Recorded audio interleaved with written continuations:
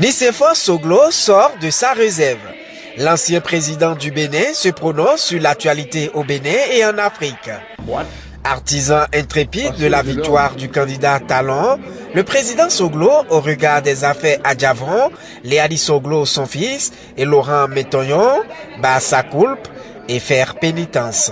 C'est moi qui vous avais dit, à la veille de ces élections, que la France-Afrique, un vieil adversaire, ne nous laissait le choix qu'entre la peste et le choléra, ce qui risquait de faire le lit de Boko Haram. Fallait-il s'abstenir? J'ai perdu mon pari. Depuis, se substituant au peuple et au mépris des textes sur la démocratie locale, une véritable chasse aux sorcières est livrée aux élus locaux par le gouvernement, dit de la rupture. Au moment où l'explosion urbaine est un phénomène planétaire, quelle inconscience! Ancien Premier ministre et ancien président de la République, Nicéphore Dieudonné Soglo salue la bravoure du Parti communiste du Bénin et ses héros morts pour la liberté. Il invite les nouveaux maîtres du pays à s'approprier les leçons de la Jatroué du roi Guézo. Restons donc calmes et sereins. N'ayons pas peur, comme disait le pape Jean-Paul II, s'adressant à ses compatriotes. N'ayons pas peur des incendiaires qui crient au feu. Ne perdons pas de vue d'où nous venons. Et renouons avec la philosophie de la Conférence nationale souveraine, basée sur la non-violence. Nous sommes les disciples de Gandhi, de Martin Luther King et de Nelson Mandela. Il faut donc cesser d'adorer le Dieu de la vengeance et de nous incliner devant l'autel de la revanche. On prend notre pays en otage. Seule la bonté peut extirper le mal. Seul l'amour peut vaincre la haine. Vice-président du Forum des anciens chefs d'État d'Afrique, Nicéphore Soglo ne va pas occulter cette actualité qui défraie la chronique en Libye. Passons à présent à la bombe qui a explosé en Libye, à notre longue marche du peuple noir vers la terre promise. Car l'heure de Dieu est la meilleure, dit un proverbe béninois.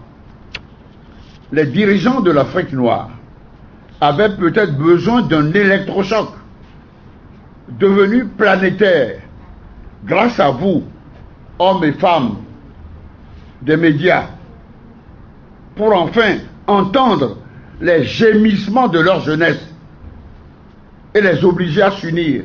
Enfin, le sage va inviter le peuple béninois, voire africain, et ses dirigeants à renouer avec le pardon et demande aux dirigeants de mettre fin à l'exercice solitaire et opaque du pouvoir et surtout avoir plus de compassion pour les pauvres.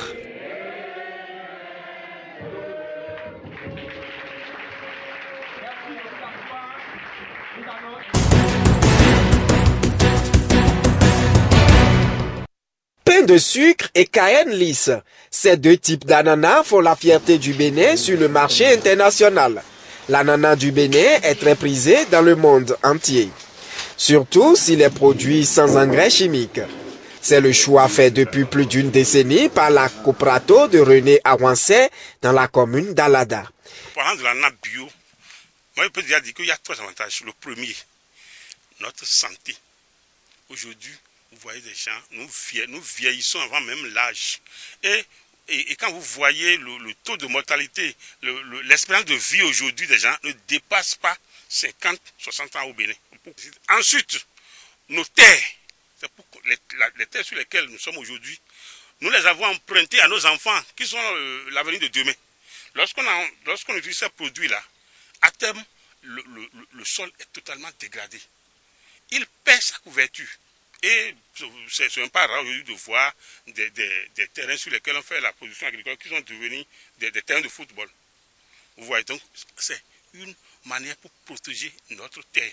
Et derrière tout ça aussi, le troisième avantage, l'aspect économique.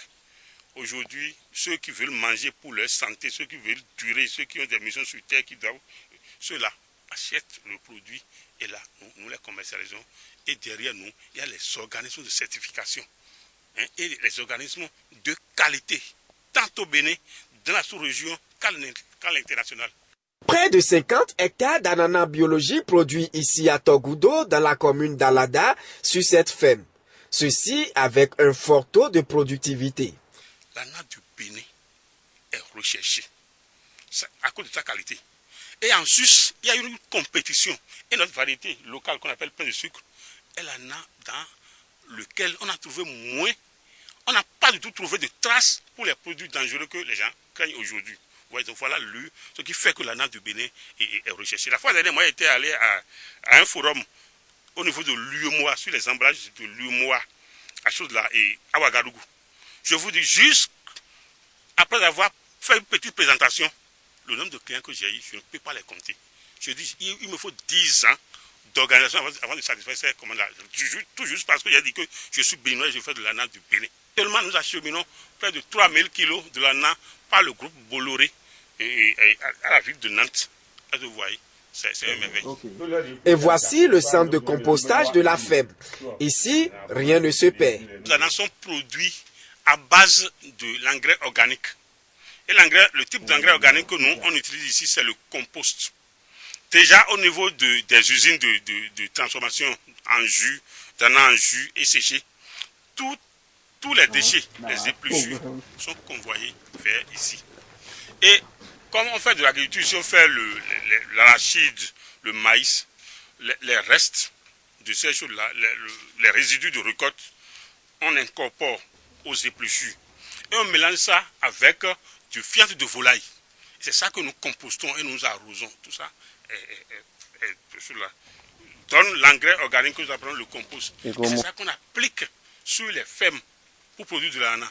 Et vous voyez la qualité. Ça fait que la chair de l'ananas, non seulement la qualité organoleptique, c'est très sucré, et la chair est ferme. Et quand vous mangez, vous n'avez rien à craindre pour votre santé. Passé l'étape de la production, l'ananas récolté sur cette ferme se retrouve ensuite ici, dans cette unité de transformation. Tous sortiront de l'ananas séché et du jus d'ananas.